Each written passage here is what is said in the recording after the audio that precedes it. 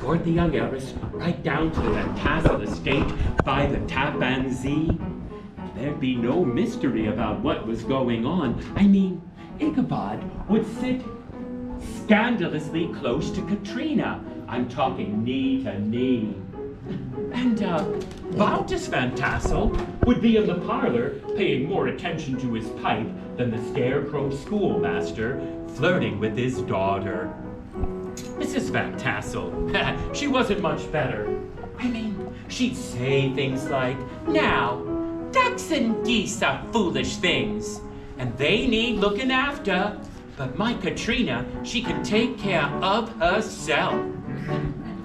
Indeed, Ichabod would carry on with this singing lesson. "Katrina, sing after me, in Lincoln's sweetness long drawn out."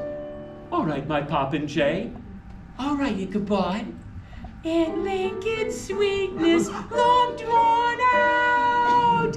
What do you think, Ichabod? "Oh, Katrina, it's a rhapsody. Even the lark will be jealous of thee." Hey, know who was jealous? Abraham Van Brunt. He'd watch this singing lesson go on Sunday after Sunday until Ichabod Crane, he couldn't take it any longer. "Oh, what is it, Mr. Van Brunt? What is it?" "I'm gonna Van Brunt you. We are gonna settle our differences once and for all with a manly round of fisticuffs. Come on, put 'em up, put 'em up. I'll double you up, schoolmaster, stick you on a shelf. Whoa!" Well, Ichabod knew better than to engage Brom Bones in a round of fisticuffs. So Brom turned to other techniques to try to rid himself of his rival. Stuffed up the chimney, Ichabod would not be smoked out of that schoolhouse. On another occasion, Brom and his gang, they break into the schoolhouse early one morning, and they set a whole convolution of booby traps. Thus, in comes Ichabod. Oh, horrors! Witches! Witches have held a coven in my school! But he would not be bewitched away. On another occasion, Brom even trained a dog to bay in a ludicrous way whenever Ichabod sang, "In Lincoln's sweetness long drawn out." "Oh, oh, oh, oh, oh, oh, oh, oh!" "Katrina, what was that?" "Brom Bones' dog. He's taken a singing lesson too." And on went this rivalry. Well, you can imagine, things had to come to a head. And they did, upon a splendid autumnal day, such as the one we're enjoying upon this day. Now, 'twas not so enjoyable for the students inside the schoolhouse. You see, Ichabod Crane presided over an entire treasure trove of confiscated toys. There he sat demanding, "I want that whirligig, and that Jacob's ladder, and that ball and jacks right up here, bump, bump, bump, on this desk. Bring them up at once, or I'll suffer the consequences." But then, bump, bump, bump, bump, bump, bump, the door to the school opens. And there, as if he had descended from Mount Olympus, for he was all clad in white like Mercury, there arrives a messenger for Schoolmaster Ichabod Crane. I bring you felicitations and a cordial invite to attend tonight a harvest frolic to be held at the homestead of Baltus and Mrs. Van Tassel, who pray you will grace them with your presence there. Fare thee well. And off went the messenger. And off went Ichabod Crane into one of his reveries. He thought, why, a frolic tonight at Van Tassel's. I shall be able to open the court and spark my Katrina. Wilt thou dance with me? Oh, how lovely it will be. And I can recite my ode. I mayest even be able to make my proposal. Oh, but one must be ready for such occasions. Well, how whilst I ready myself with all these pesky pupils? Ha! Children, wha? I'll tell you wha. School is dismissed. Huh? Huh? Get out, get out, get out! Yay! And off ran the children willy-nilly into the afternoon. And that afternoon, our Ichabod Crane retired to the premises where then he was being housed, that of a cholericky old farmer by the name of Hans von Ripper. Von Ripper, however, provided Ichabod with a fine chamber, and there Ichabod went about readying himself as if he really were a knight entering into combat. He girded himself up with his fine frock, put on his neckstop, pulled his hair into a queue, and in front of a little looking glass, he practiced the faces men will use when they are trying to charm ladies. When he had a sufficient supply, he said, "Now, the lance to my lady's heart shall be an ode I will recite. No doubt she'll listen and swoon and accept my proposal. Oh, Ichabod! Well then, it seems all this good knight needs is a goodly steed." Ichabod went out and called, "Hans von Ripper, Ichabod Crane, what can I do for you, schoolmaster? I am going a-courting tonight at Van Tassel's, and accordingly should like to borrow your fine fast horse." Listen, Ichabod, everyone gets invited to the Van Tassel's for a frolic. I gotta use that horse to haul the cart with all my kids, my wife. Hey, I ain't even got enough room for a scarecrow schoolmaster like yous. Well, pray thee tell, how whilst I get there? Tell you what I'm gonna do, Ichabod. I'm gonna let you take gunpowder over there. Gunpowder? Sirrah, you can't mean that broken down, sway-backed, hammer-headed old plow horse. Why, that horse has only one good eye.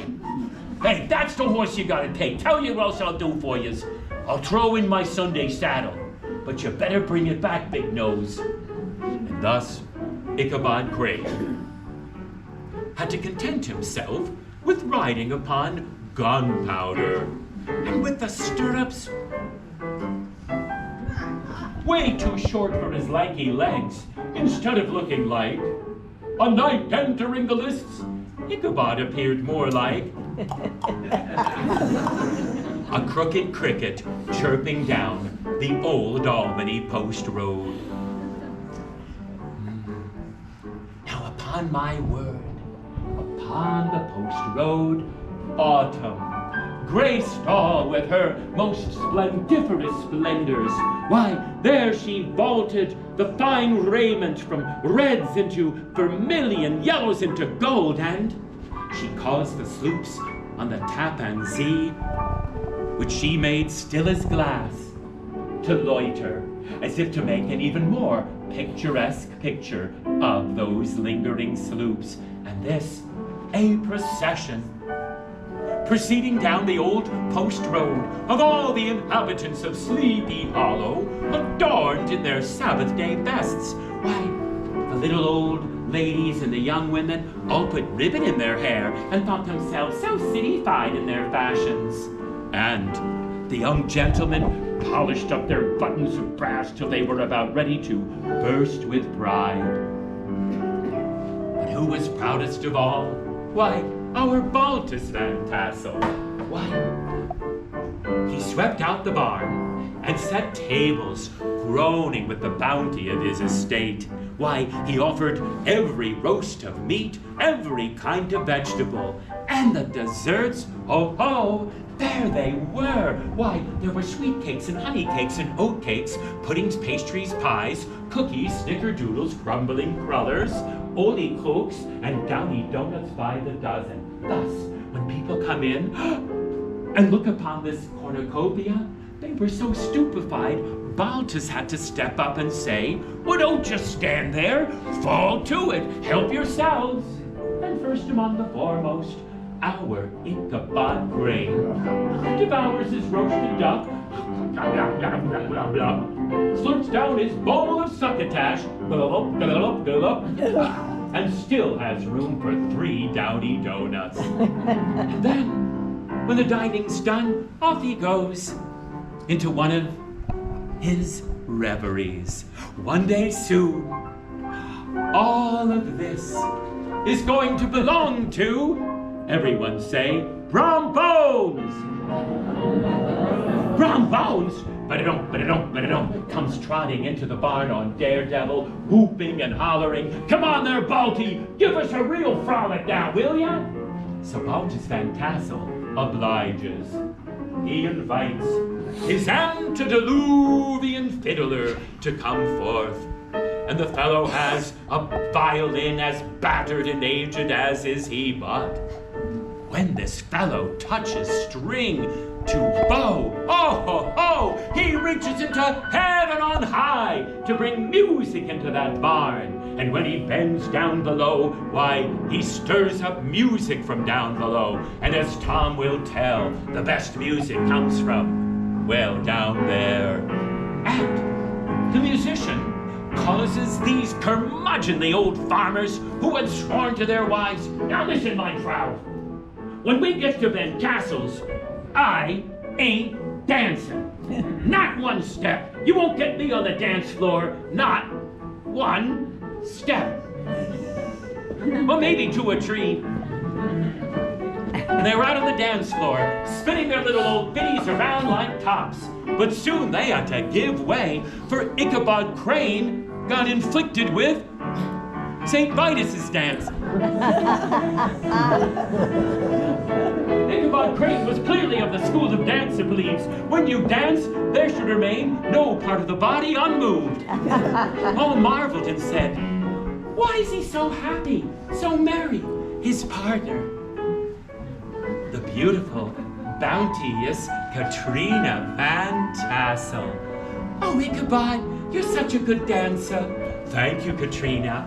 "Ichabod, Katrina, would you fetch me some cider, please?" "Oh, certainly, my popinjay." So off went Ichabod and Katrina to fetch the cider. Now, I think I'm going to have a little bit over here, too. Wow. I think you put the hard stuff in there. Well, you know who took it hard? Bones. He was one of these fellows considered it unmanly to dance, so he sulked the whole time Ichabod cavorted with Katrina on the dance floor. But when they went to fetch cider, Rom went among the guests to fetch the ghostly tales told of Sleepy Hollow. And folks stepped forward. The wailing woman in white. You heard her last night, didn't you? Before that storm, her wailing. I heard it too. But I went out, and I clapped my eyes on her. And yea, what a fright, a horror, seeing the flesh hanging off the skull. But the worst horror is this, how she's there night after night screaming for him. I pity her. Well, listen, I don't pity Andre's ghost. Whoa, that spirit. I was trying to get to Wiley Swamp the other morning before the dawn. I hear it crying for Benedict Arnold. I tries to move, but I'm too scared. And then what does it do? It claps that hand of bone and ice on my shoulder. And it still feels like it's burning into my flesh there. A dubious fellow rises. There's no headless horseman. Quiet! Don't you say another word! Hey! Who are you telling me to hush? You listen, mister.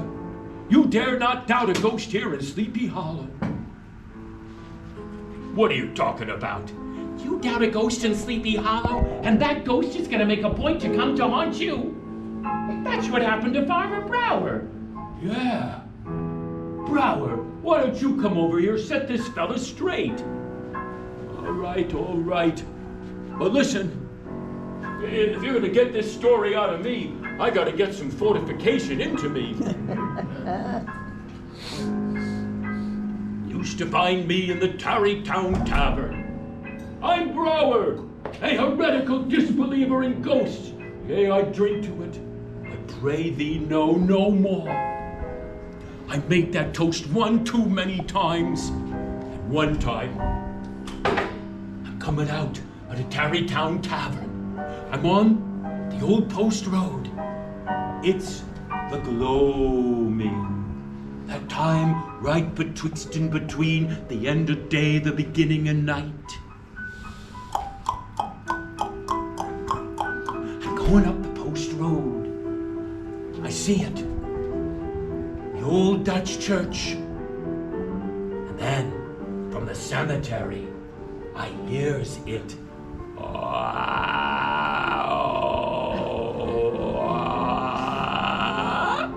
Stone grating off a stone, and then the stench, brimstone, sulphurous, and behind me, ba-da-dump, ba-da-dump, ba-da-dump, ba-da-dump, ba-da-dump, comes a huge horse, a goblin of a horse, a rider in a cloak.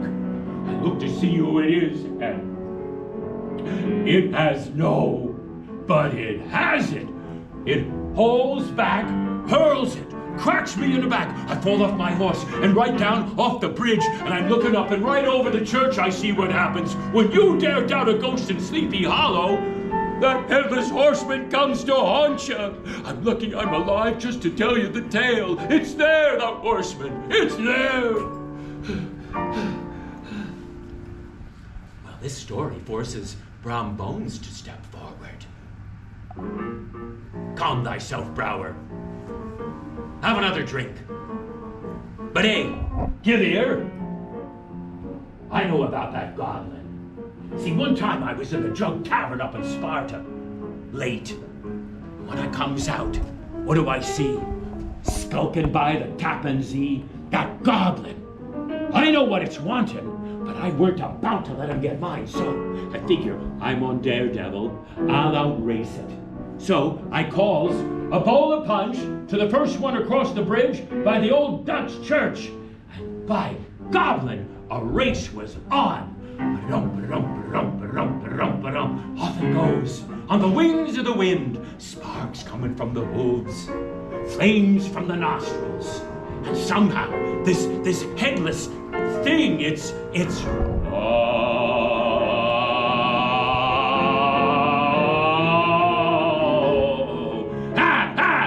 I'm hitting Daredevil for all my horse's worth. My horse is running like ne'er before, foaming at the mouth, but we can't keep up. It's got me beat all hollow, and then I think I'm losing my head. But just as it comes upon that bridge, whoa! The fiend reins in. So I duck my head, clatter over the little bridge, and now I'm turning around to tell it, you owe me a bowl of punch, when I see it transforming. The bones begin to glow a ghastly, ghoulish, worm-eaten green. And then there comes an illumination of lightning, and in a clap of thunder, ba-boom! It vanishes into the night. You see, the headless horseman of Sleepy Hollow cannot cross the bridge by the old Dutch church. Wow! And Ichabod Crane shrieks so loud he wakes up old Baltus Van Tassel, who comes out. Are you still here, everyone? Listen, Ichabod, calm thyself, Brom Bones. No more ghostly stories, everyone. Now, thank you for enjoying our hospitality, but time we said good night, good night. Thank you for coming. Good night, good night, good night. Good riddance all. We'll do it again next year. And for once, merry laughter fills the melancholy air of Sleepy Hollow. You know who's merriest of all? Our Ichabod Crane. Why, he goes around to Katrina's window like some country Romeo. He makes his recitation. And then, on bended knee, his proposal. But alas, it went not well for Ichabod Crane. Consider, it's possible Katrina Van Tassel danced with Ichabod Crane just to make Brom Bones jealous. When Ichabod mounted Gunpowder, you see, he looked as melancholic and forlorn as was the night. And he faced a long, wending ride back to Von Rivers, and again the ghostly stories of Sleepy Hollow, with nature conspired to haunt.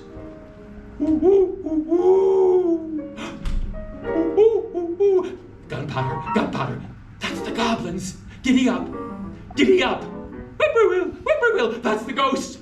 Gunpowder, don't ride Rusty, ride. Oh, you stubborn thing. Fudge. Oh no, it's the horseman. Now, Ichabod, with a stubborn horse, figured his only way of eluding these spirits would be to sing one of those holy psalms. But when he endeavored to do so, his tongue cleaved to the roof of his mouth. He could not utter a stave, and his effort at singing disturbed the old plow horse. Ba-da-dum. Whoa, not over the post road. Gunpowder, whoa, ba-dum. No, not into Wild East Swamp. No, Andre's ghost, put not your hand of ice upon me. Whoa!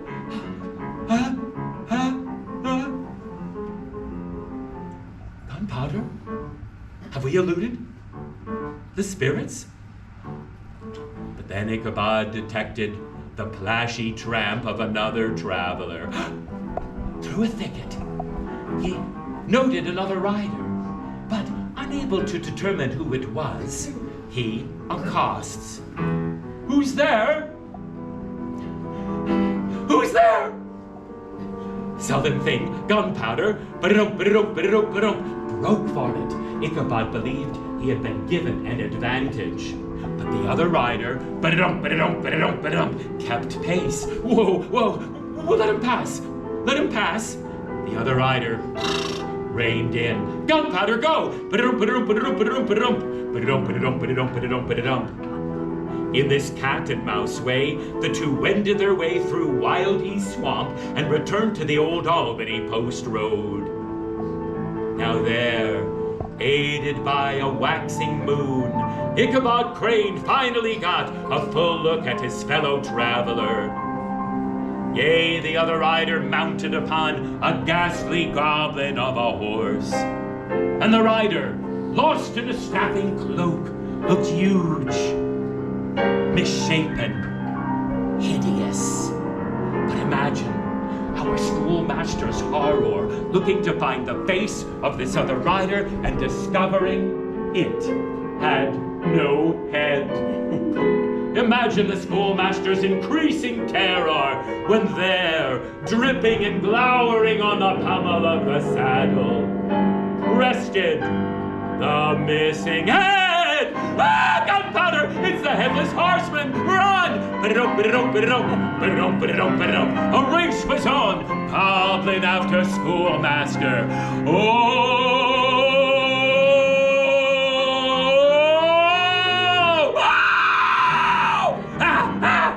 Ichabod Crane kicked and cudgeled Gunpowder with such vigor snap. He broke the buckle on Hans Von Ripper's saddle and felt it slip out from underneath his lanky body. Cut-a-dunk, and got trampled by the goblin horse. Ichabod almost suffered the same fate, but last second he grabs hold of Gunpowder's tail and shimmied up over the horse's haunch, past the swayback, onto the neck just below the hammerhead. And Ichabod squeezed Gunpowder so tight he almost popped out the plow horse's lone good eye.